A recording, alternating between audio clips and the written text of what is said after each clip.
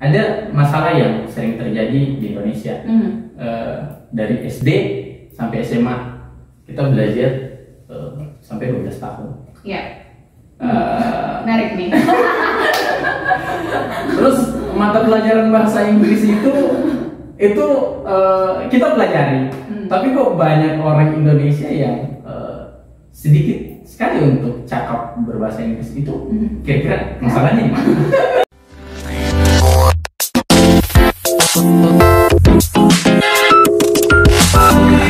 Halo Ikramai, balik lagi bersama saya Surmanto Sugirman. Jadi pada temu wacana kali ini saya sudah bersama dengan Amelia Katemba.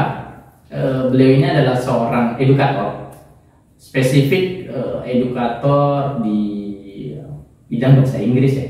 Yeah. Dan sekarang itu Amelia Katemba ini membentuk Genius English School yang malam ini kita ingin membahas terkait kisah inspiratif dari Amelia Katemba.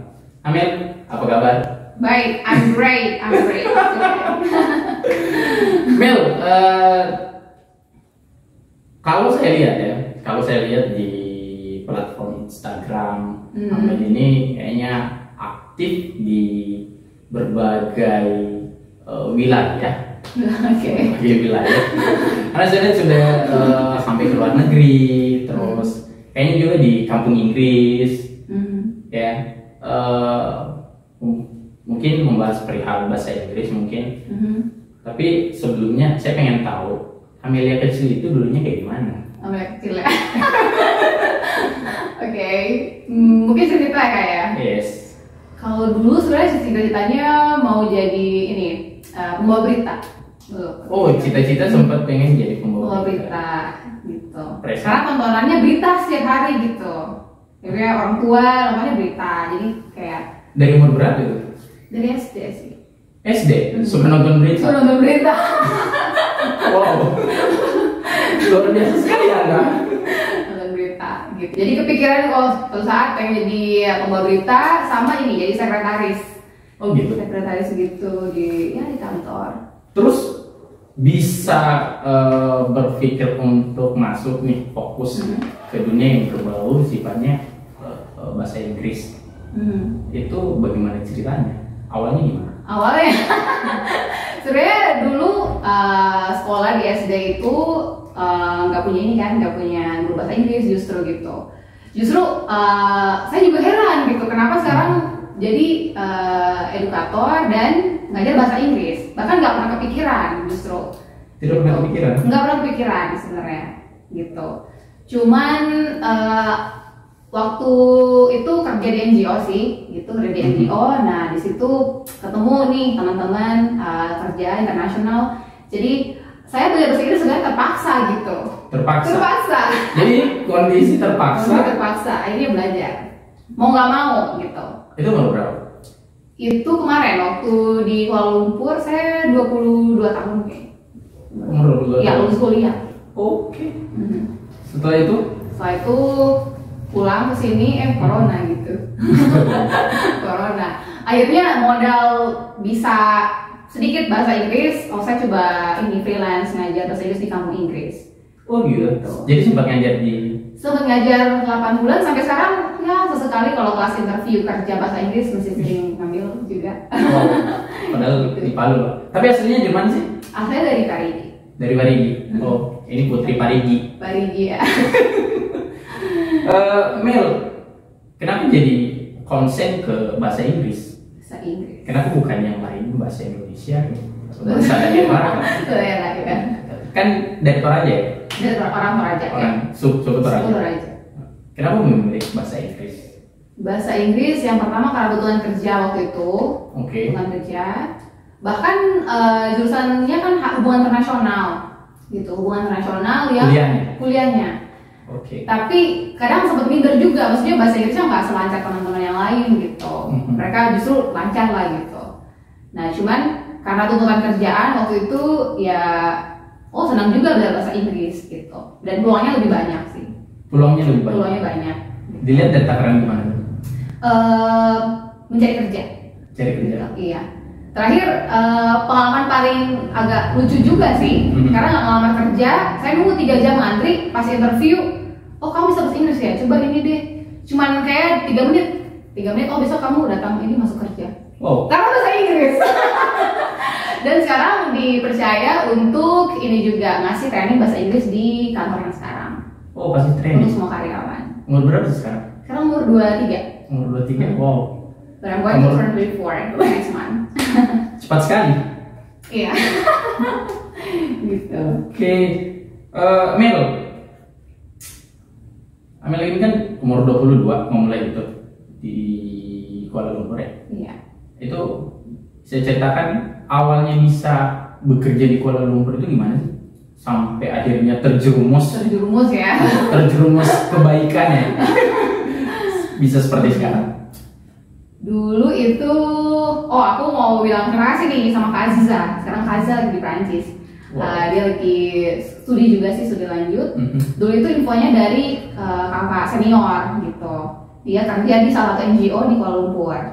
Nah terus dia bilang, Mel kamu lulus udah dapat ini belum? Gitu, mau kemana gitu? Terus dia kata dia, coba nih Mel daftar ke sini di NGO nih, coba aja.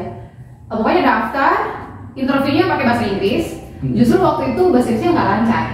Pokoknya ngapalin tuh dari nonton film YouTube, pokoknya nonton YouTube ini interview kerja di mana sih jawabannya gitu kan. Akhirnya kita terima gitu. Keterima kerja kayak 1 tahun, kurang 1 tahun. Itu pertama jadi project coordinator. Jadi kaget juga karena fresh graduate tapi staffnya senior manager gitu. 11 senior manager dan di 11 center di Malaysia. Umur 22. Tidak ada staff manajernya itu. Oh mereka umur ada yang 30-an, 40-an, ada yang 50-an. Luar biasa Anda. Saya juga kaget. Oke, Mel, untuk memulai deh tips untuk mereka yang sedang memulai, mungkin untuk gimana sih metode Amel belajar bahasa Inggris awalnya bisa seperti sekarang? Kalau metode banyak praktis sih, karena kan berpatah ya, practice makes perfect atau practice makes better gitu. Bahasa itu kan harus dipakai, sama kayak bahasa daerah lah, orang bisa bahasa daerah karena sering dipakai gitu. Nah semakin kita banyak dengar, speaking kita makin bagus. Kita suka baca, writing kita bagus gitu. Jadi kalau kita belajar semuanya bagus gitu. Belajar semuanya bagus. Tapi metode Amel, apakah beberapa orang kan belajar bahasa Inggris itu ada yang menggunakan musik, mereka belajar melalui lagu, hafal lagu, hafal lirik, hafal arti. Tapi untuk Amel sendiri bagaimana? Kalau menurut saya justru kalau pengen lancar speaking, musik kurang menolong sih sebenarnya. Musik kurang menolong. Belajar lagu, ngapal lagu bahasa Inggris kurang menolong gitu. Serius? Iya serius. Banyak orang kan yang bisa lagu lancar kayak asik kan, tapi ngomong kayak how are you today, maka dia nggak bisa jawab. Gitu. Jadi metodenya lebih santai, banyak listening, bisa download podcast atau nonton video, movie yang bahasa Inggris, dan nyalain subtitle bahasa Inggris gitu. Berarti lebih ke visual ya? Lebih ke visual kalau saya. Gitu. Sama karena ngajar bahkan pernah sampai 14 jam sehari. Dan karena tinggal sendiri, jadi kadang nggak punya kesempatan ngobrol bahasa Indonesia sehari itu, karena kelas semua bahasa Inggris, gitu, dan nggak keluar kan, jadi 14 jam sampai tidur lagi sampai besok lagi tuh nggak ada kesempatan ngomong bahasa Indonesia. Jadi memang akhirnya itu jadi kebiasaan. Jadi kebiasaan, ya. So change your habit. I think that's the point. Mel, ini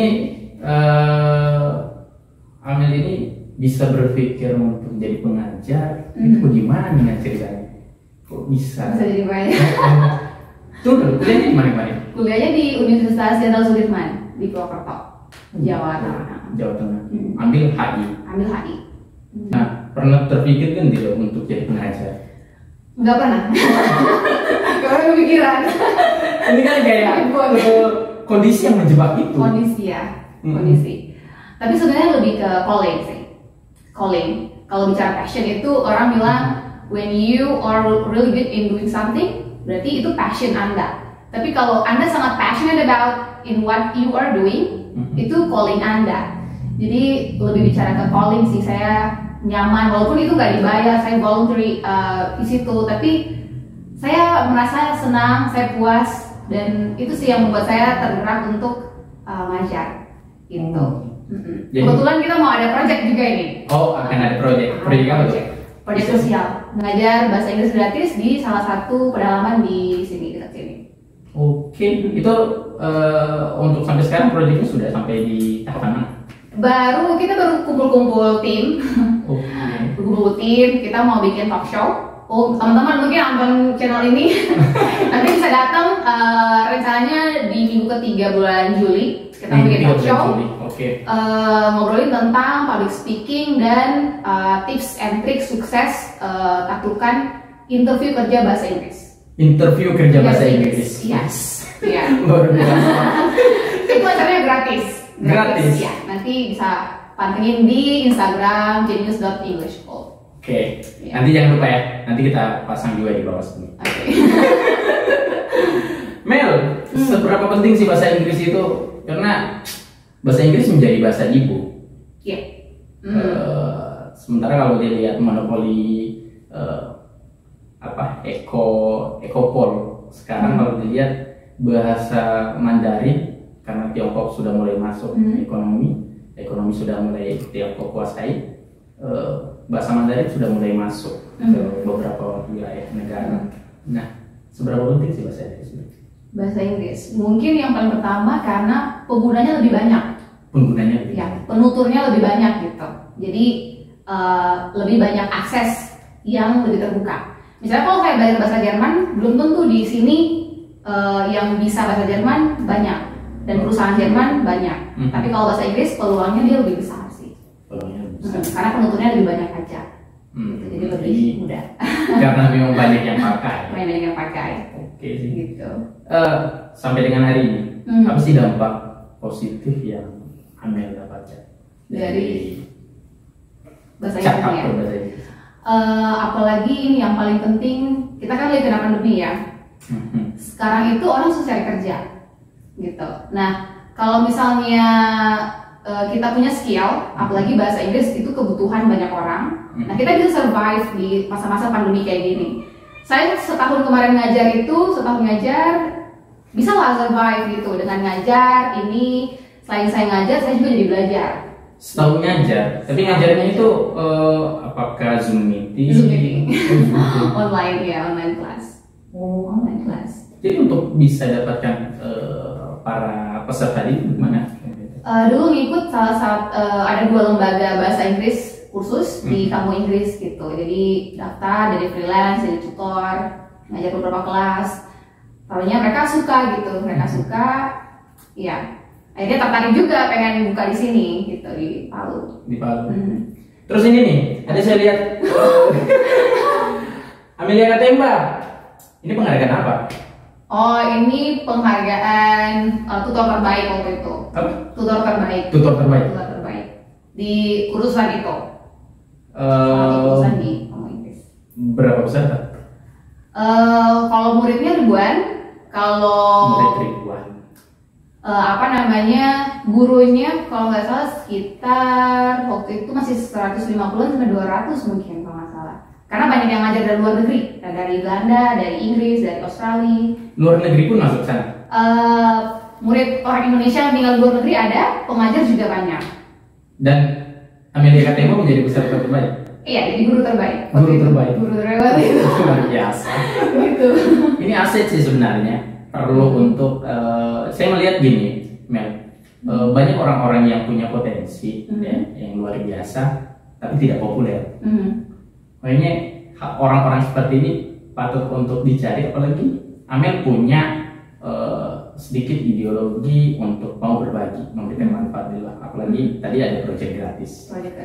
Nah, ngomong soal proyek gratis itu, selain proyek gratis itu, terus Genius English School, Amel buat sesuatu yang punya manfaat lain lagi tidak? Ya, kita juga punya translation sebenarnya.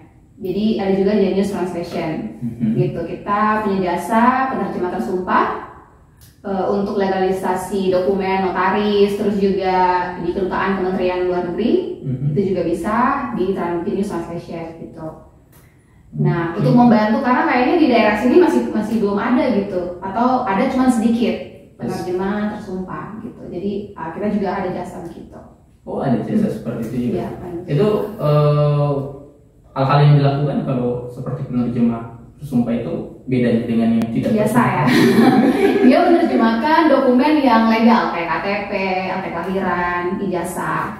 Kalau yang non tersumpah kan kayak abstrak gitu boleh gitu. Oh, iya. Nah, yang CV boleh. Berarti ini lebih yang agak legalitas. Legal, iya. Oke. Mel, saya lihat di platform Instagram, Amel itu kayaknya menjadi host, mendampingi beberapa pembicara, dan saya lihat pembicaranya itu kayaknya dari luar negeri. Itu akan dilakukan teman? Oh, itu pernah sekali. Jadi ada teman juga yang bikin konten, pengen tahu dong pandangan orang luar negeri terhadap orang Indonesia gitu. Kebetulan waktu itu karena yang kerja di Kuala Lumpur, ada teman-teman internasional. Jadi ngajak mereka aja join di acara konten ini gitu. Ini mereka share. Jadi yang dibahas di situ memang komparasi tentang pandangan-pandangan dari beberapa negara. Gitu. Luar biasa. Oke Mel, lanjut nih. Ada masalah yang sering terjadi di Indonesia. Dari SD sampai SMA kita belajar sampai 12 tahun. Iya. Menarik nih. Terus mata pelajaran bahasa Inggris itu kita pelajari, tapi kok banyak orang Indonesia yang sedikit sekali untuk cakap berbahasa Inggris itu. Kira-kira masalahnya gimana? Bisa terjadi seperti itu. Gitu ya. Itu juga jadi satu pertanyaan yang membawa saya mau ngajar bahasa Inggris. Jadi mikir, kadang 12 tahun kita belajar tapi kok nggak bisa gitu kan. Nah, itu karena bahasa Inggris itu di sekolah, menurut saya ini ya, itu tujuannya hanya untuk lulus ujian nasional. Tujuannya bukan supaya murid itu bisa bahasa Inggris, ya kan? Karena kalau dari tujuannya dia lain, ya pasti hasilnya juga beda gitu. Kita kan belajar untuk ngejar ini kan, UN. Untuk bisa lulus naik kelas kan? Betul. Bukan supaya kita bisa. Ya. Oke. Gitu. Jadi poinnya di situ. Jadi nggak juga menyalahkan kurikulum, tapi coba lihat orang-orang yang anak-anak kecil yang sekolah di sekolah internasional. Kebetulan saya ngajar ada beberapa murid anak-anak. Mereka di Jakarta, sekolah di sekolah swasta di Jakarta. Bahasa Inggrisnya bagus, mamanya kalah sampai mamanya mau les juga. Gitu. Jadi bertiga serumah, anaknya 2, mamanya sendiri. Bahasa Inggrisnya bagus karena memang mereka di lingkungan sekolah itu gurunya pacu mereka untuk ngomong. Kalau di kita mungkin di sekolah itu ya sekedar pas lagi jam bahasa Inggris, itu pun gurunya malu gitu ngomong bahasa Inggris, atau mungkin salah-salah gitu kan. Jadi poinnya ada di situ sih, dari mindset, tujuan dari kita belajarnya gitu di sekolah. Berarti ini soal mindset berarti. Soal mindset. Gitu. Jadi mungkin bisa jadi masukan juga sih, entahlah. Ya Pak. Jadi kita semua lah gitu. Yes. Mel, untuk posisi sekarang, apakah lagi ngajar peserta didik tertua sekarang? Tertua. Ini kan tua ya. Untuk kalau buat saya konteks belajar itu kita tidak melihat usia. Iya, betul.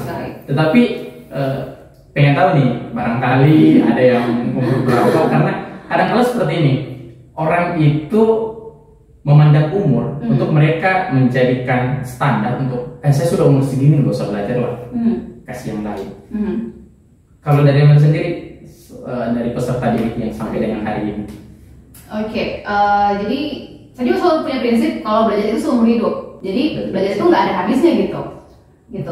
Jadi kalau sekarang murid paling tua itu ada yang 50 mau 60 ya, dia dosen psikolog, dan dia juga salah satu dosen penguji salah satu beasiswa ternama di Indonesia.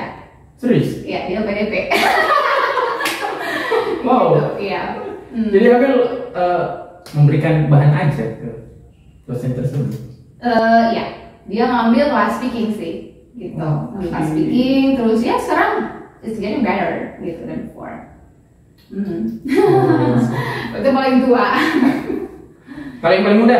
Paling muda 6 tahun, yang dari 6. Jakarta tadi kan. Kalau kuliah online sih. Oh, berarti rata-rata untuk peserta didiknya Amel ini online? Online, ada yang private ke rumah juga di Palu, ada yang offline di sini. Oke. Mel, perkenalkan dulu deh Genius English School ini apa sih? Apa sih? Ya paling tidak promosi lah Oh, nih. oke, terima kasih.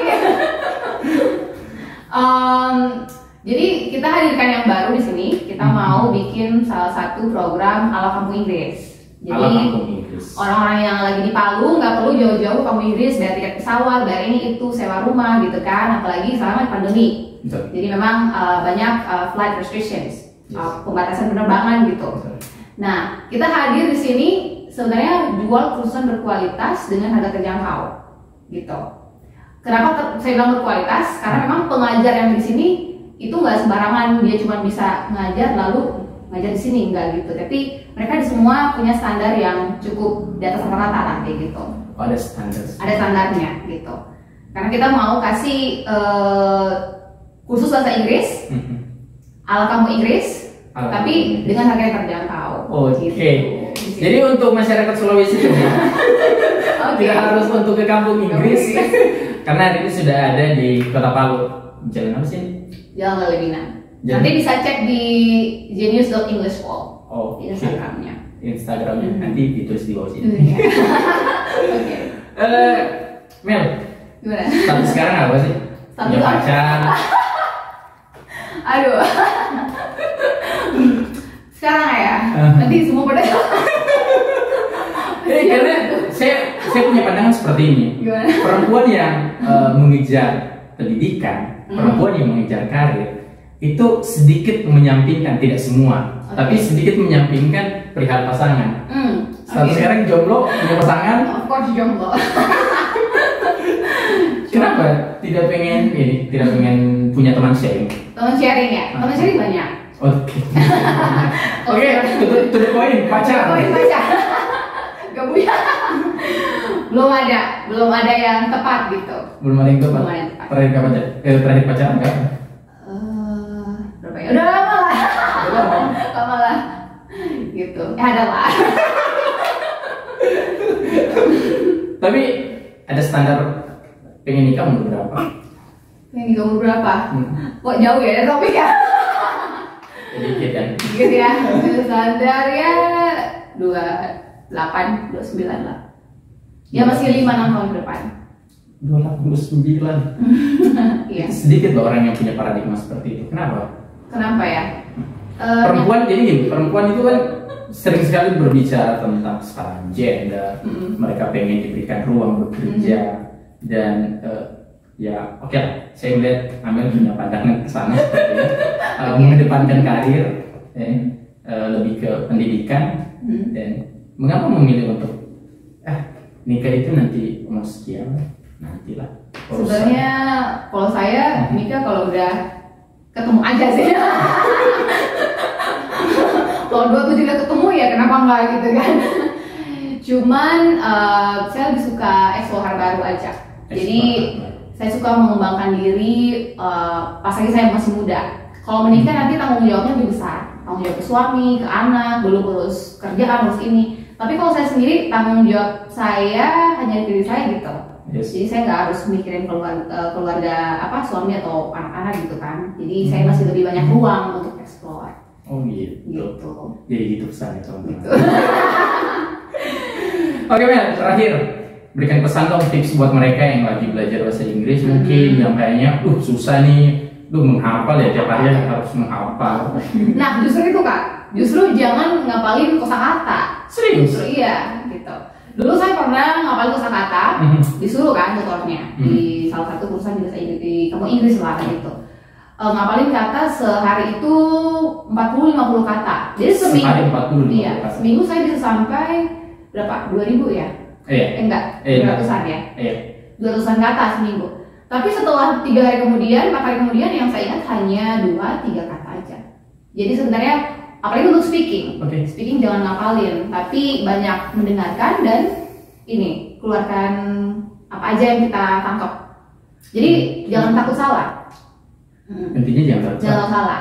Saya punya satu pesan yang selalu saya sampaikan kepada murid saya, never be afraid of making mistakes. Karena kalau jangan pernah takut salah. Karena kalau kita udah lancar bahasa Inggris, kita susah buat salah lagi kayak dulu. Jadi selagi masih bisa bikin salah, bikinlah sebanyak-banyak. As many as you can. Iya. Buat saja. Iya. As many as you can, gitu.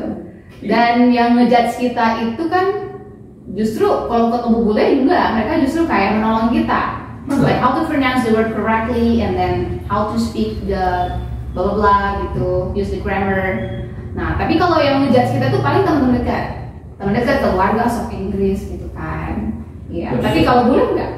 Lebih kepada yang kita ya. Iya, gitu. Jadi ya, never be afraid. So keep it up. Semangat belajar gitu. Dibawa asik aja gitu. Enjoy. Oke. You have to. Yes. Amelia Katemba, terima kasih banyak sudah mengizinkan Temu Wacana. Oke. Duduk bersama Anda Sure. dan berbagi sedikit inspiratif. Mungkin banyak orang di luar sana lagi kebingungan untuk memulai belajar bahasa Inggris seperti apa. Dan semoga video ini bisa bermanfaat untuk kalian semua. Dan tetap stay tune di Temu Wacana karena setiap temu yang kami wacanakan selalu ada inspirasi yang kami tata. Selamat malam. Oke, bye.